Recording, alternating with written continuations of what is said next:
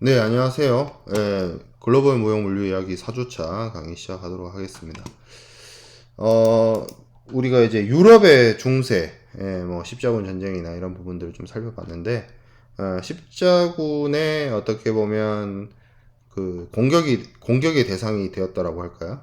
그런 어떤 어, 반대측, 수비 측 입장이 되었던 이슬람 문화권에 대해서 살펴보고, 그리고 이제 서양의 어떤 중세 시대를 살펴봤다면, 동양의 중세에 대해서도 한번 알아보는 그런 시간을 가질 필요가 있을 것 같아요. 그래서 어, 이슬람 문화권에 대해서 한번 살펴보도록 하겠습니다. 이슬람은 뭐 지난 시간에 얘기를 했다시피 이제 6세기경에 마호메트에 의해서 이제 발현이 되어서 이 북아프리카, 중동, 인도 그리고 뭐 그 영역을 뭐 이베리아 반도까지 그리고 동남아시아까지 확장을 했었고요. 그 이슬람의 왕조가 어떻게 보면 이제 정통 칼리프 시대를 지나서 여러 제국이 부침을 거듭했는데 뭐 우마미야, 뭐 아바스 뭐 이런 왕조들이 그 쇠퇴를 거듭을 했습니다. 근데 이제 그 이후부터는 이제 투르크족이 그 어떤 주도권이라고 해야 될까요? 그런 것들을 장악을 했고요. 그래서 뭐 이 이슬람 국가의 흥망성쇠까지는 우리가 뭐 정치사를 공부하는 것은 아니니까 뭐 그렇게 자세하게 들여다볼 필요는 없는데, 이 오스만 제국이 이제 13세기에 발현이 되어가지고 거대한 제국을 형성을 하면서 꽤 오랜 기간 이제 오스만 제국의 통치하에 이제 이 이슬람 세력권이 성장을 하게 되는데 그 어떤 정치적 안정 속에서 대제국을 건설한 오스만 제국이 뭐 여러분들도 제가 몇 번 설명했던 것처럼 콘스탄티노플을 함락시키고 이 동부 유럽부터 시작해서 북아프리카, 중동 지역을 다스리는 어떻게 보면 굉장히 강대한 영토를 통치를 했기 때문에 이 기존의 투르크 문화, 그러니까 이게 투르크족이 원래는 이제 중앙아시아의 유목민족인데 이 어떤 유목민족으로서의 문화, 그리고 이슬람의 고유의 어떤 문화, 그리고 그 비잔틴 제국, 그러니까 동로마 제국에서 시작된 어떤 그 그리스 종교나 이 그리스 쪽의 어떤 유럽의 문화, 북아프리카의 문화, 이런 것들이 융합되는 그런 형태의 이슬람 문화권이 형성이 되었습니다. 이슬람은 뭐 이런 어떤 그 굉장히 그 어떤 경제적인 성장이나 발달이 뭐 유럽보다 더 잘 되어 있었다라고도 볼 수 있어요. 뭐 상대적으로 기독교하고 비교해 봤을 때 뭐 어떤 대부업이나 지금도 그 이슬람 국가들이 해외 투자를 할 때 그 이자 놀이하는 거 그런 거를 이제 금기시하죠, 터부시하죠. 그런 경향이 없지 않아 있는데 뭐 기본적으로 상업에 대한 입장이나 이런 것들이 조금 더 관용적인 태도를 취하고 있기 때문에 뭐 조금 더 자유로운 무역이 가능하지 않았나라는 생각도 들고요. 제가 중세 유럽을 설명을 할 때 그 경제적 활동의 기반이 이제 그 어떤 길드 이런 것들을 이야기를 했었는데 그 비슷한 개념이라고 할까요? 뭐 동일하진 않지만 이슬람 상인들의 입장에서도 여러 가지 어떤 모임이라고 해야 될까요? 공동체라고 해야 될까요? 그런 것들이 존재를 했습니다. 그게 이제 이슬람 경제권에서는 코멘다라는 형태로 성립이 되었는데, 코멘다는 뭐 그것을 영위하는 사업의 종류에 따라서 뭐 굉장히 좀 다양한 어떤 투자가라든지 다양한 사업가가 결합하는 하나의 어떤 좀 그 어떤 결성의 구성원이나 이런 것들이 조금 더 관용성이 좀 있었어요. 그래서 유연했어요. 그래서 뭐 꼭 그 이슬람 종교를 믿는 사람들만 참여하는 그런 것도 아니었고, 그런 형태였지만, 이런 뭐 어떤 결사체로서의 코멘다도 존재했다라는 거고요. 이러한 어떤 이슬람 상인들은 어떻게 보면 지정학적으로 그 동서양이 교류하는 데 있어서 가장 중요한 위치에 있었기 때문에 실크로드를 대체하는, 어떻게 보면 동양과 서양 이의 그 어떤 접점에 있어서의 장거리 교역이 이루어질 수 있게 만드는 가장 중요한 주체였습니다. 그래서 이 콘스탄티노플 중심으로 해서 중앙아시아 지역, 쉽게 말해서 그 유목길, 유목민족이 다니는 그 길을 이용을 해서 거래도 이루어졌고, 그리고 그 중동 지역 바그다드나 이런 곳을 통해서 인도에 이르는 그런 루트도 있었고, 아니면 이제 바닷길을 이용을 해서 그 나일강과 카이로를 이용을 해서 거래를 하는 그런 길들도 있었어요. 그리고 이슬람 상인들은 이런 육상 무역을 하든 해상 무역을 하든 이렇게 넓은 지역으로 퍼져 나갔기 때문에 그러한 곳에 자신들의 어떤 고유의 문화와 시설을 갖춘 거류지를 형성을 했습니다. 제가 그 오프라인 수업 시간 때 뭐 차이나타운이라든지 이런 것들에 대해서 이야기를 했던 것처럼 이슬람 상인들도 곳곳에 그러한 어떤 자신들의 집단 거주지, 거류지를 많이 형성을 했었습니다. 그래서 그것이 뭐 디아스포라 뭐 이런 형태로 나타났었고, 그리고 이슬람 상인들이 이제 가는 곳에 우리가 유럽의 중세를 얘기하면서 폐허를 얘기했죠. 정기시를 얘기를 했었는데, 이슬람 상인들이 이제 만드는 시장 이런 것은 이제 바자르, 바자르도 여러분들이 아마 들어본 친구들이 있을 거예요. 우리 그 이제 뭐 아부다비나 두바이 이런 쪽으로 가보면 그런 것들이 이제 그런 그 바자르의 어떤 옛날 모습들이나 이런 것들이 남겨져 있는 형태가 있죠. 그래서 그런 것들이 그 어떤 뭐 기금속이면 기금속, 향신료면 향신료, 그런 어떤 상점들이 모여가지고 있는 형태의 시장, 이런 것들이 형성되기도 했어요. 그래서 이슬람 경제권이라고 하는 것은 북아프리카, 중동, 동유럽, 그리고 중앙아시아, 남아시아, 동남아시아 이르기까지 엄청난 영향을 펼쳤고, 육상을 통해서든 아니면 이제 이게 이제 다우선의 옛날 그 모습인데, 이런 해상 루트를 이용을 해서 무역을 하기도 했습니다.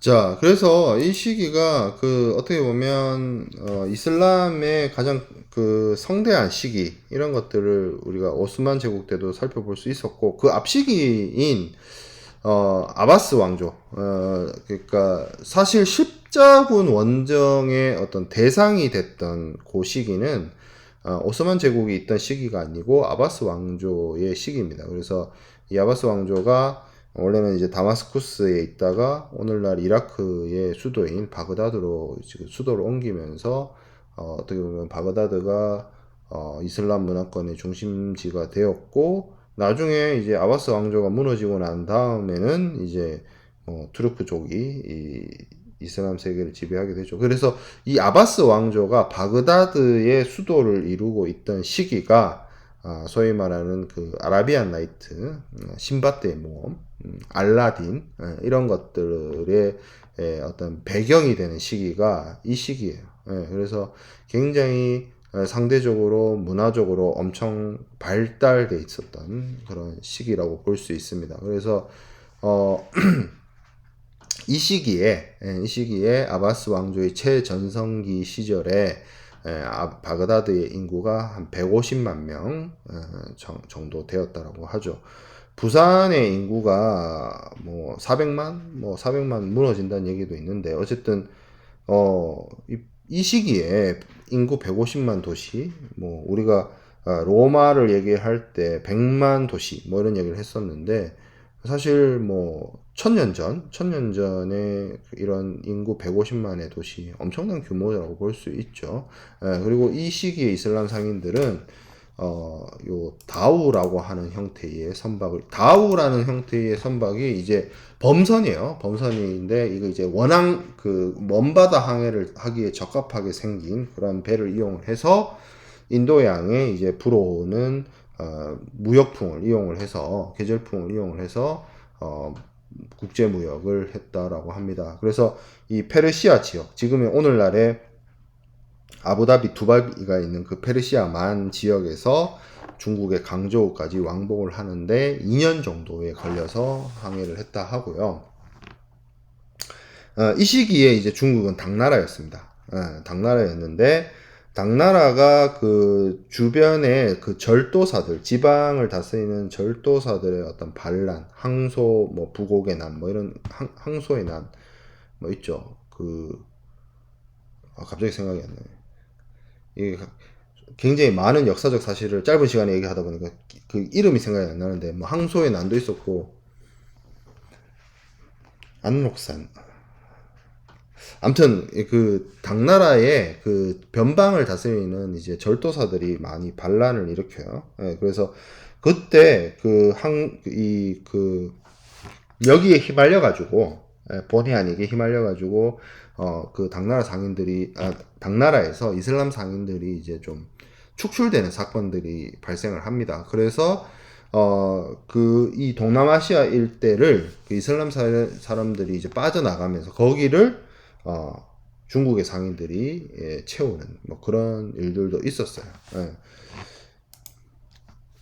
자, 근데 이러한 이슬람 문화권의 성장과 경제적 발전과 국제 무역을 하면서 우리가 포인트로 얻어야 되는 것이, 제가 오프라인 수업 때도 간략하게 얘기를 했지만, 요때 이제 본격적으로 이 시기에 중세 유럽에서는 이제 전기시에서 일종의 신용장 같은 것들이 등장을 했고, 그보다 앞서요. 시기적으로는, 그러니까 제가 강의 순서상 중세 유럽을 설명하다 보니까 이제 전기시가 우리가 3주차 강의에서 공부를 했었고, 이슬람 문화권을 따로 이제 설명을 하다 보니까 이게 이제 4주차 강의 자료에 와 있는데, 시기적으로는 이슬람 문화권이 훨씬 앞섰습니다. 그래서 이슬람 문화권에 있어서 이 화폐를 은하와 같은 이제 어떤 실물 화폐를 쓰다 보니까 그게 이제 경제가 성장함으로 인해서 무게가 무거운 것도 있고, 은의 생산량, 은의 산출량이 시장의 수요를 충족하지 못하는 상황이 발생을 합니다. 그래서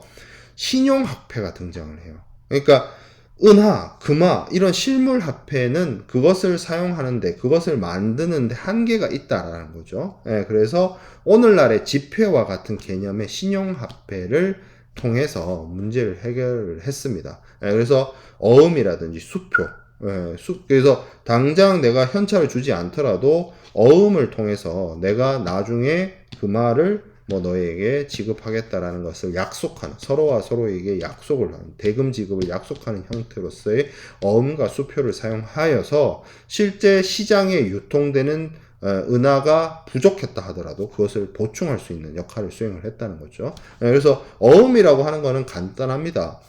종이에다가 내가 너에게 지금 당장은 뭐 예를 들어서 얼마라고 할까요? 은하 한 100냥이라고 칩시다. 은하 100냥을 지금 당장은 못 주고 한 달 뒤에 어느 한전소에 가서 내가 그 한전소에다가 맡겨 놓을 테니 찾아가라. 은하 100냥을. 뭐 이런 식으로 약속된 기일에 지급을 하는, 지금 당장은 못 주지만 내가 은하를 가지고 있으니 그걸 너에게 나중에 줄게 라고 하는 약속을 하는, 서로가 서로의 어떤 약속과 신용을 바탕으로서 신용화폐를 사용을 하는 거죠. 그래서 이것을 유통하기도 했고, 이런 것들이 최초적으로 한 960년 경부터 사용이 되었다라고 하고요. 뭐 수표, 여러분들은 오늘날에는 이제 뭐 고액건이라고 할 수 있는 5만원건이 한국에서도 사용되다 보니까 수표를 잘 안 사용되게 되었는데, 5만원건이 사용되기 이전에는 제가 여러분들 나이 때는 자기압수표라는 게 굉장히 많이 쓰였어요. 그러니까 뭐 고액 물건을 산다라고 하면 10만원짜리 수표가 오늘날 5만원권처럼 사용되기도 했었습니다, 옛날에.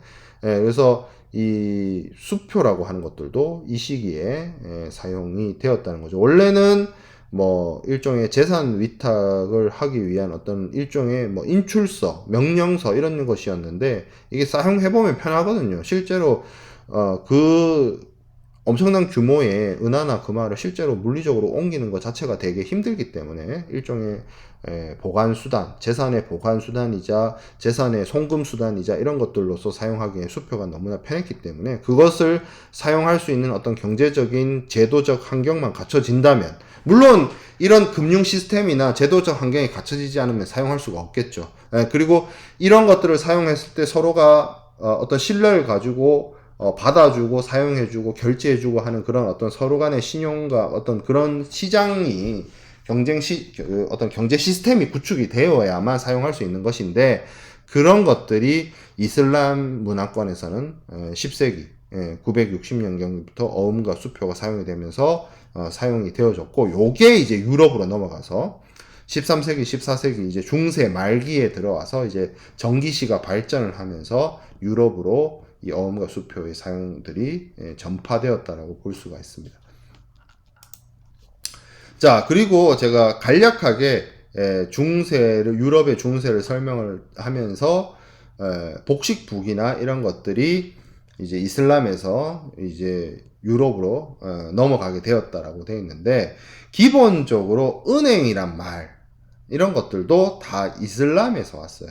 이슬람에서 오다 보니까 그 어떤 실질적으로 어떤 금융업, 복식북이, 아라비아 숫자 이런 것들이 다 이슬람 세계에서 근원을 하고 있는 것들이 많다는 거죠. 그게 이탈리아로 넘어오고 이탈리아에서 이제 전체 유럽으로 퍼져나가는 루트로서 가는 경우가 많이 있습니다. 실제로 뱅크란 말도 이탈리아어 방코 이런 것들을 의미하는 말에서 시작이 됐고요.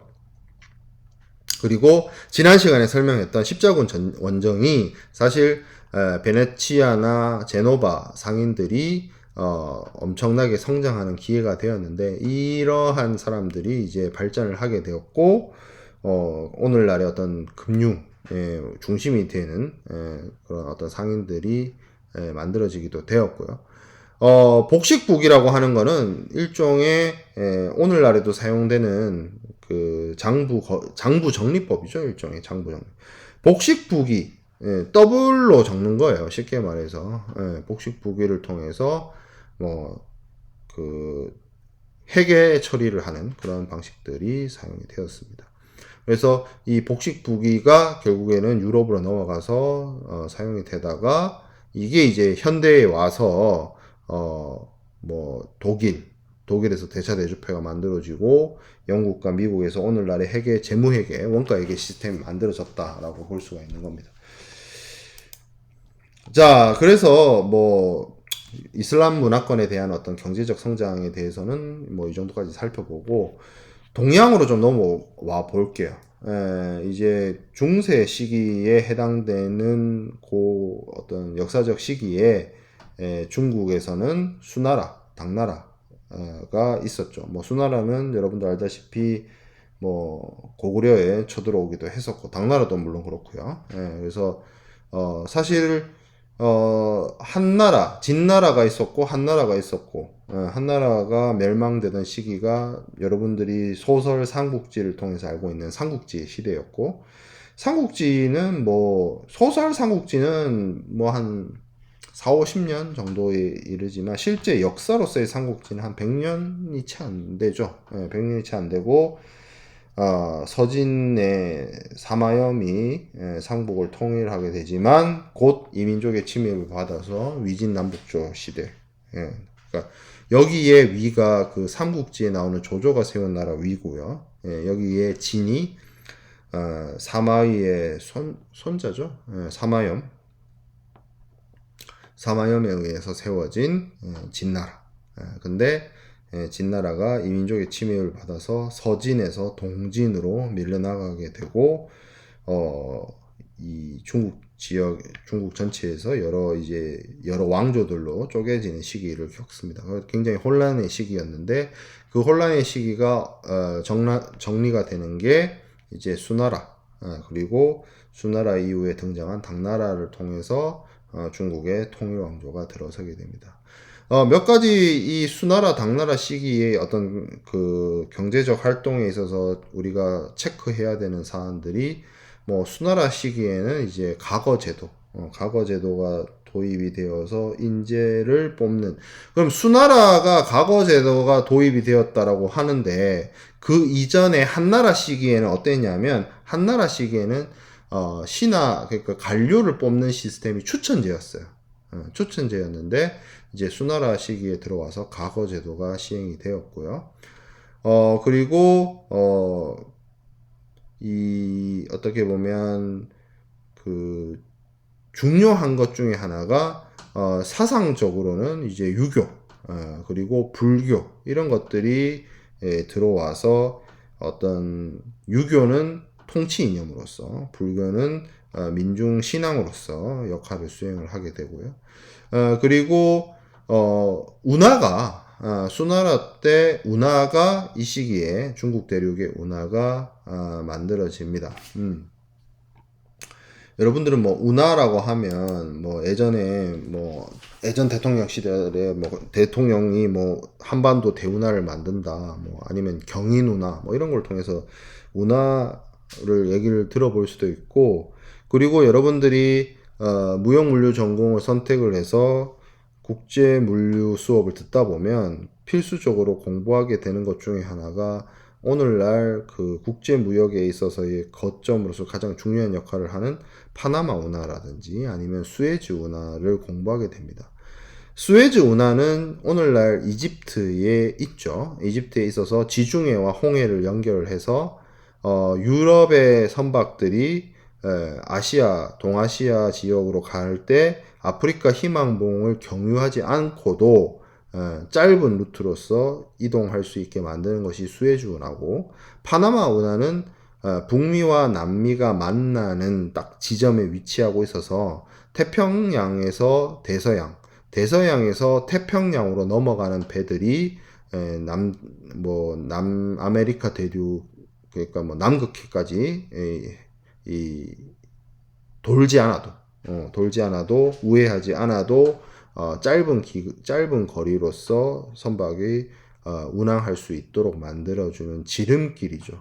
그리고 그것이 어떻게 보면 국제 운송을 활성화시키고 국제 물류의 흐름을 원활하게 만드는 아주 중요한 거점이었고 오늘날 사실 생각해 보면 최근에도 수에즈 운하에서 그 에버그린 선사의 선박이 한번 그 모래톱에 박혀가지고 수에즈 운하가 봉쇄당하는 일이 있었는데 그로 인해서 엄청나게 많은 선박들이 수에즈 운하를 사용하지 못해서 발이 묶이는 그런 사건들이 있었거든요. 그렇기 때문에 세계 경제, 세계 물류의 흐름에 있어서 파나마 운하와 수에즈 운하가 차지하는 역할과 위상과 중요성이 이루다 말할 수가 없어요. 그래서 그런 부분들은 여러분들이 국제 물류 수업에서 충분히 공부할 수 있을 겁니다. 근데 그러한 운하를 수나라 시기에 만들어지게 됩니다. 이 운하는 뭐 바다와 바다를 그러니까 태평양과 대서양을 연결하는 그런 운하는 아니었어요.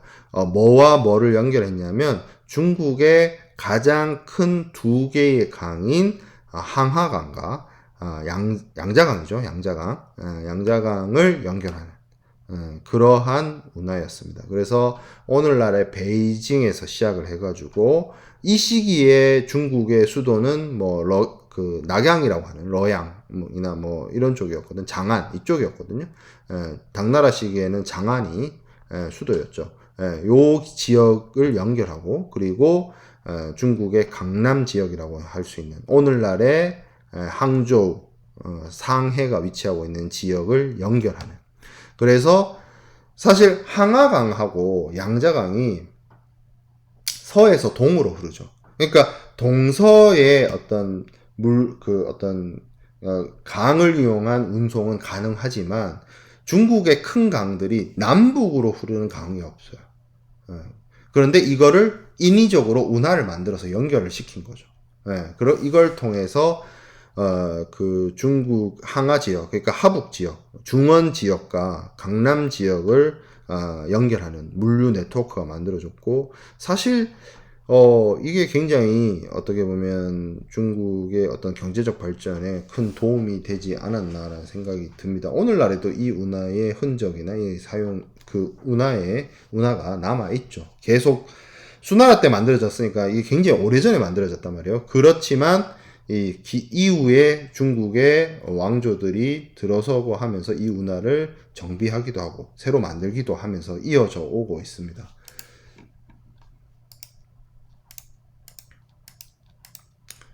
자, 그래서 당나라 시기에 수나라는 고구려를 침략하다가 이제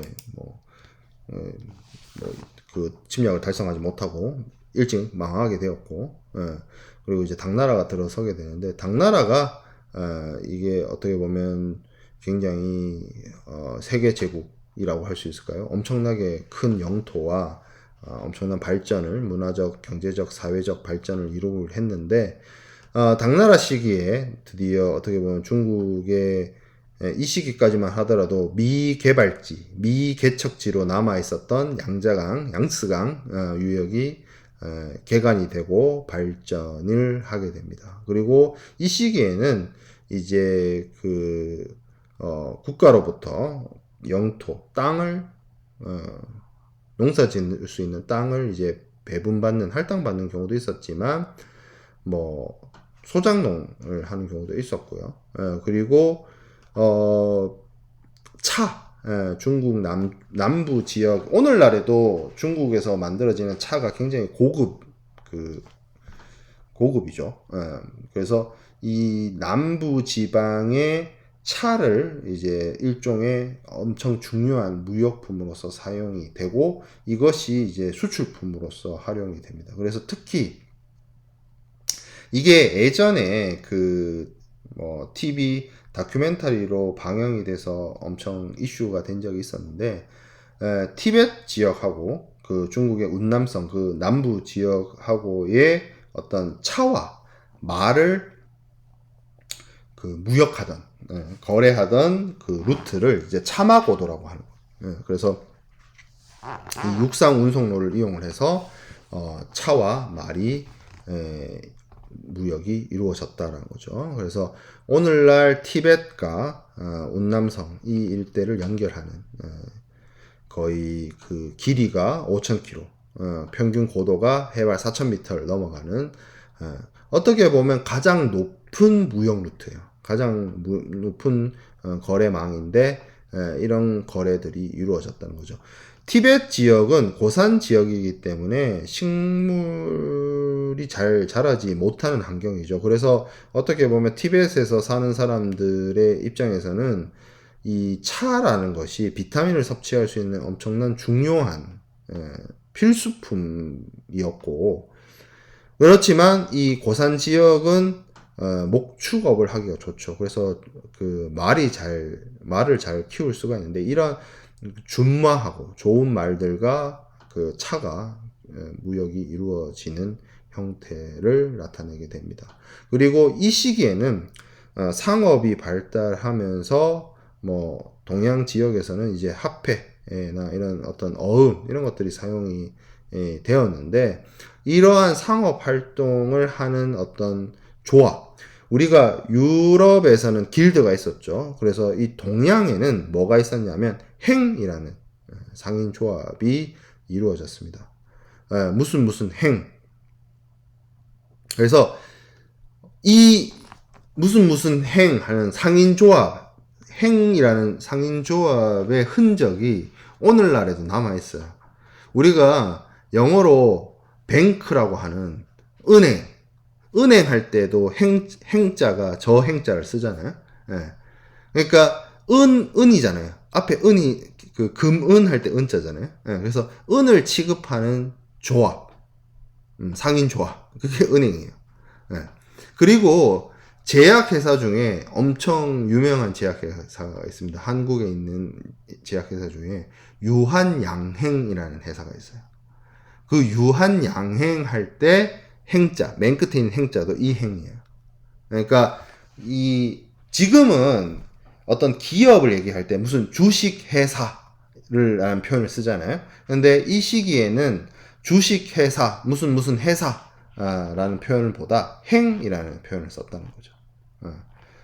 자, 그리고 이슬람 경제의 발전에 힘입어서 바그다드가 인구 150만의 거대 도시가 되었다는 것처럼 이 시기에는 장안이, 당나라 시기에는 장안이 당나라의 수도였기 때문에 여러분들 그 여러 예능 프로그램이나 아니면 여행 다큐멘터리나 뭐 여행과 관련된 뭐 유튜브나 이런 걸 통해서 살펴보면 장안이 굉장히 엄청 예전에 번화했던 고대 도시라는 것을 많이 알 수가 있는데 이 당나라 때 수도가 장안이었습니다. 그래서 인구 100만 명에 이르는 엄청난 대도시였고 시장과 주거지가 분리되었고 그리고 그 시장에서는 매일 서양의 그 이제 오아시스 실크로드를 통해서 넘어온 진귀한 물품들이 거래가 되는 그러한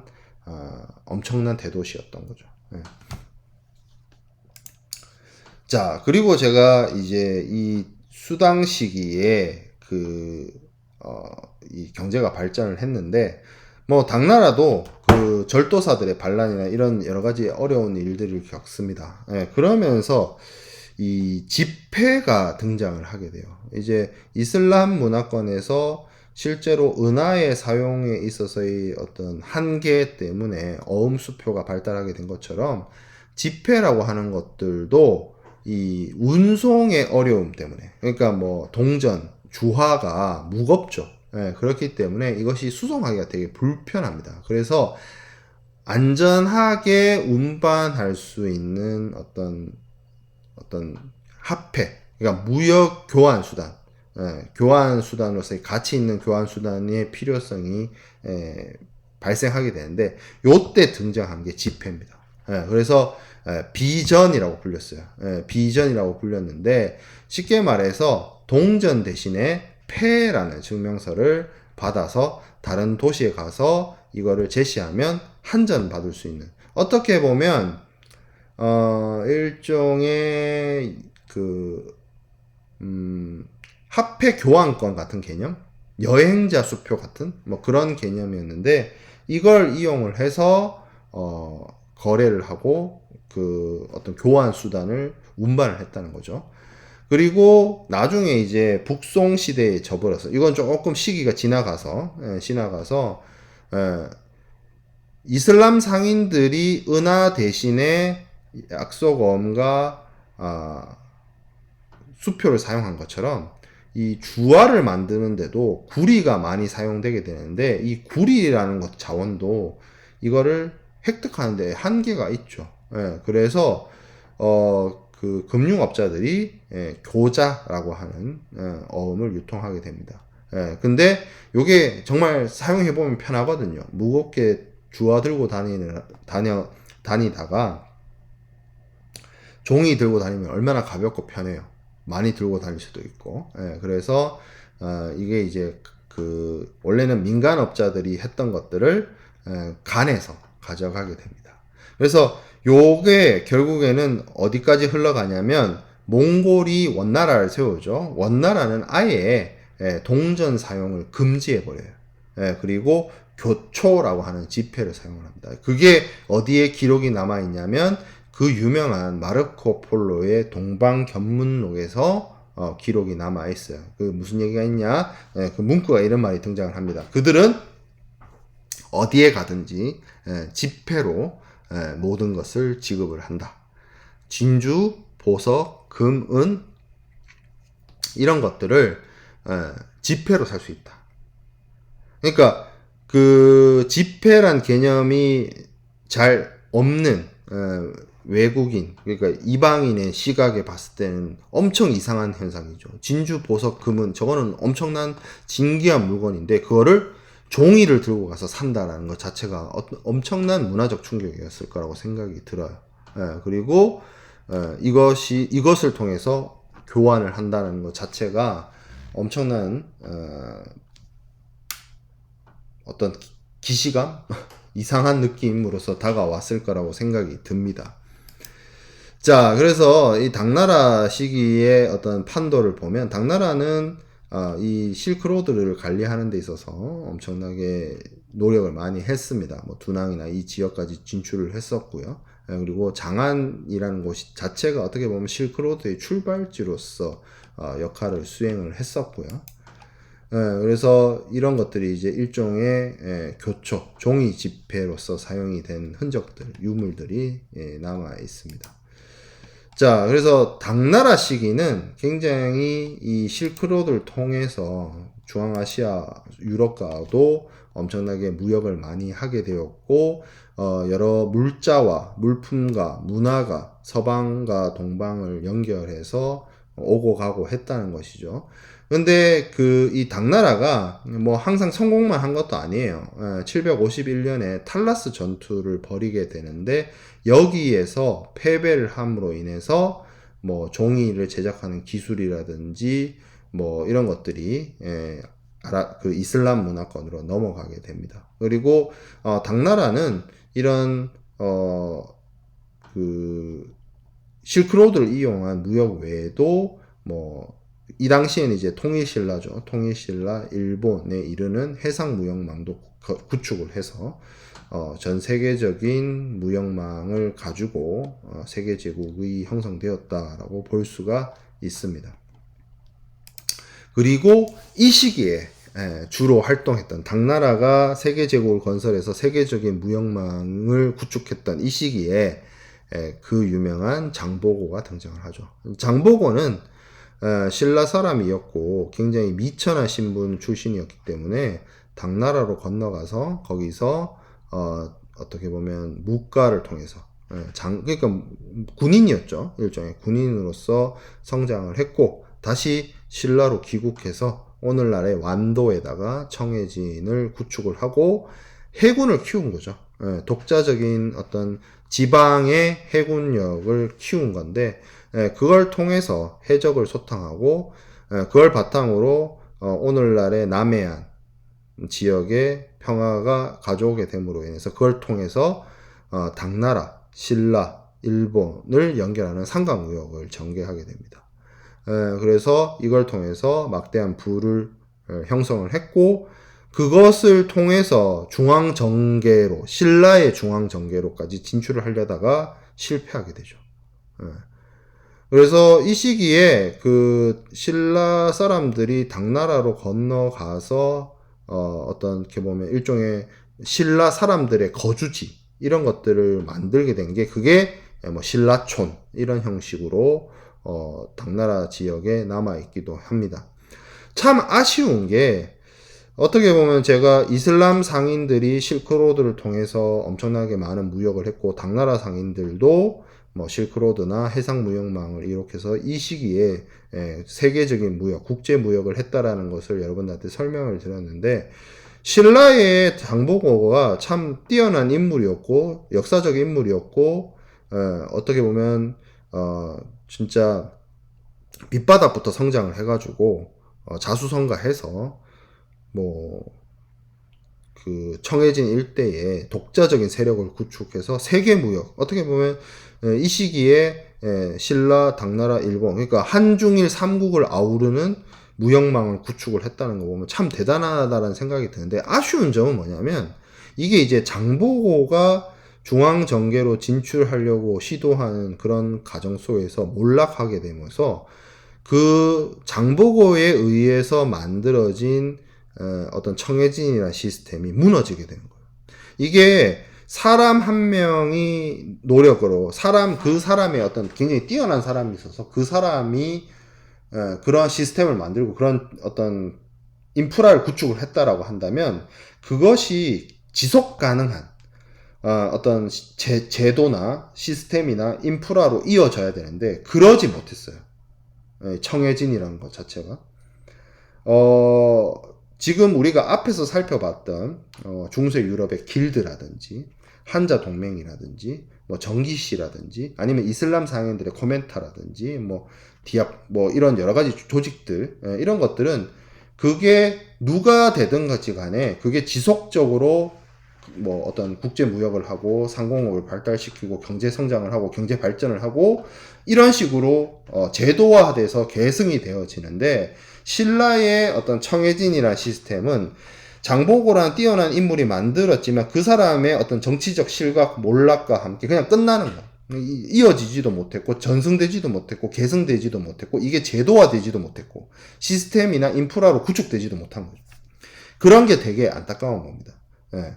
그래서 어떻게 보면 뛰어난 인물이 있을 수는 있어요.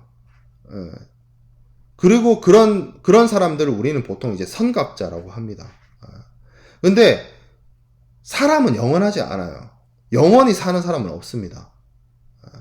시기가 지나면 그 뛰어난 선각자는 죽거나 은퇴하거나 사라지게 돼요.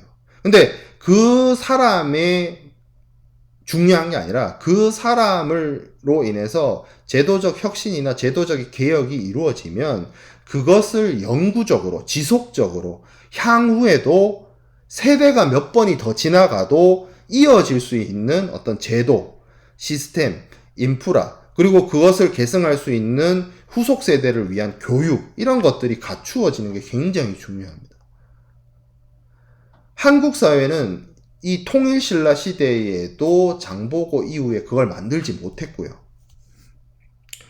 오늘날 수업 시간에서 제가 이슬람 쪽에서도 화폐를 대체하는, 그러니까 은화를 대체하는 약속어음이나 수표가 사용되었다는 걸 강조해서 설명을 드렸고, 동양에서도 북송 시기부터 시작해서 뭐 당나라 시기부터 시작해서 그게 이제 그 어떤 동전 주화의 사용의 번거로움이라든지 아니면 절도사 때문에 어떤 치안의 어떤 위기라든지 이런 것 때문이든지 간에 어쨌든 이런 물리적인 화폐, 물리적인 주화, 실물 화폐의 사용의 한계성을 느껴서 뭐로 오게 된 거예요? 어음이나 수표 같은 신용화폐, 혹은 더 나아가서 교초와 같은, 원나라 시기에 교초와 같은 지폐의 사용까지로 넘어가게 된 거죠. 이건 어떻게 보면 그 어떤 교환 수단, 우리가 상업 행위를 하는 데 있어서의 교환 수단을 처음에 제가 2주차 강의 때 그걸 얘기를 했었죠.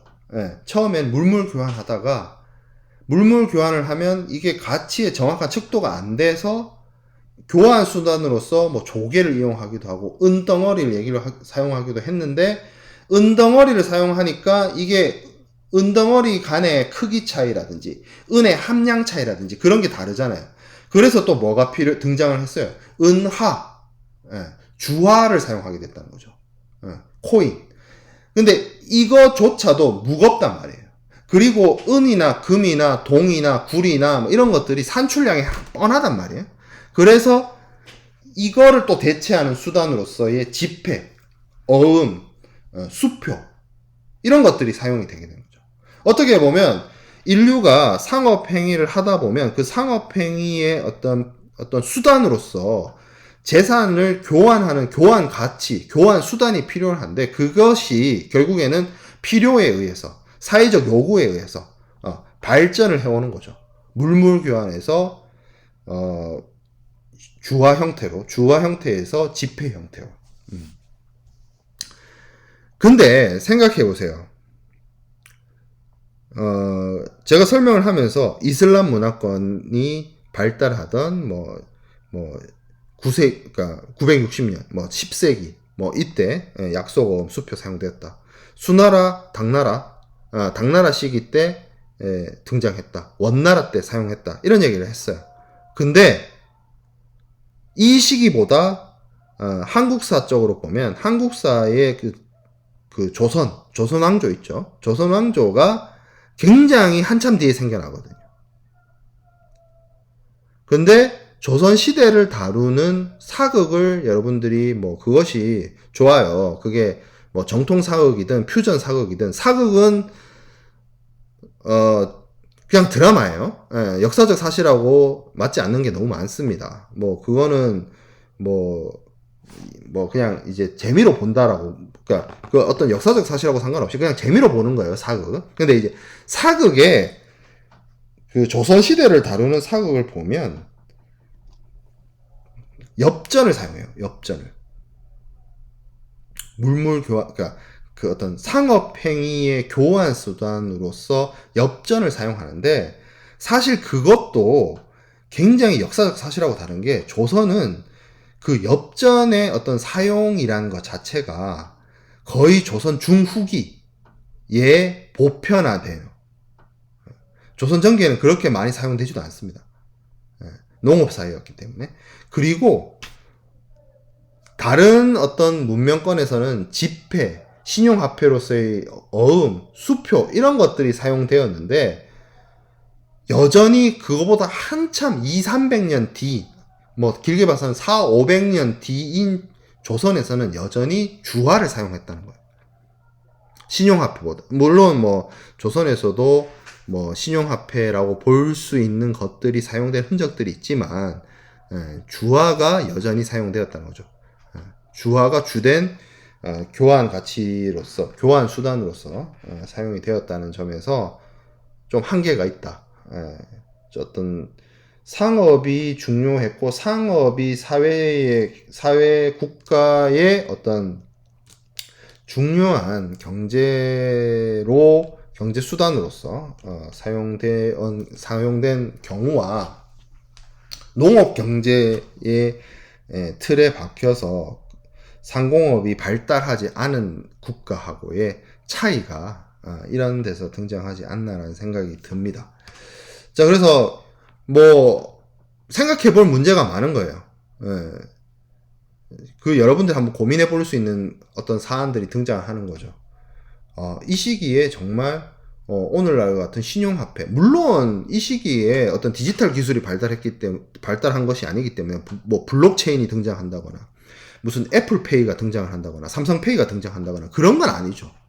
근데 이 시기에 은하나 금화를 쓰다가 종이를 어떤 가치 교환 수단으로서 사용을 한다는 것 자체가 엄청난 혁신이었다고 생각이 들어요. 그런 것들을 한번 우리가 고민해보고 생각해보고, 그런 변화가 얼마나 사회적 요구에 의해서 등장하게 되었고, 그러한 변화가 결국에는 조금 더 많이 가치 교환 수단을 사용할 수 있고 소지할 수 있고 유통할 수 있게 되었기 때문에 향후에 어떤 상업적 발전에 얼마나 많은 영향을 미쳤는지를 한번 생각해 볼 필요가 있고, 그리고 제가 아까 얘기했던 것처럼 왜 다른 시대의 그 어떤 그 상공업이 발달하고 국제 무역이 발달한 국가들은 이게 지속 가능한 모델로서 세대를 달리 하더라도 지속적으로 거래가 이루어지고 막 그 무역망이 형성이 되었는데 비해서 왜 통일신라는 장보고 사후에 장보고가 구축한 무역망이 없어지게 되었을까? 이런 것들을 한번 여러분들이 생각해보고 고민해보고 뭐 반성할 부분은 반성해보고 여러분들이 어떤 인사이트, 시사점을 느껴볼 부분들은 한번 생각해본 그러한 이슈이지 않을까라는 생각으로서 저는 여러분한테 한번 문제를 한번 던져주게 되는 것 같아요. 한번 고민해볼 수 있는 부분이 아닌가 라는 생각이 듭니다. 자, 송나라 이후에 경제적 번영 뭐 이런 부분들을 우리가 강의실에서 만나서 이어서 하도록 하겠습니다.